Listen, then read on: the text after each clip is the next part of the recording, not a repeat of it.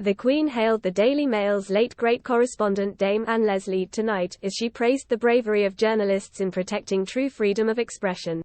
Speaking at an event to mark the 135th anniversary of the Foreign Press Association, FPA, Camilla also praised journalists, photographers and their support teams who are currently risking their lives to report from Ukraine and the Middle East in these most difficult of times. In her speech she singled out the Mail's legendary writer Dame Anne, who died earlier this year, and reported from front lines across the world over her unparalleled career. Queen Camilla said, as the late great Dame Anne Leslie wrote, "It is among the sacred duties of journalists to face the glacier in the cupboard and to expose its coldness and cruelty to the bright, clear and humanizing light of day.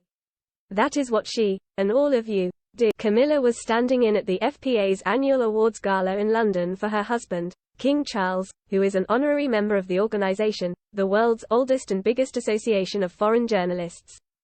Speaking in the five-star hotel's ballroom, while sharing a stage with the host, comedian Alexander Armstrong, Camilla said, "It is a huge pleasure to be here with you this evening to celebrate the 135th anniversary of the Foreign Press Association and to reflect on your many achievements as the world's oldest and biggest association of foreign journalists. But I cannot begin without also reflecting that as we gather, journalists, photographers and their support teams are even now risking their lives. We think particularly of those reporting from Ukraine and the Middle East in these most difficult of times."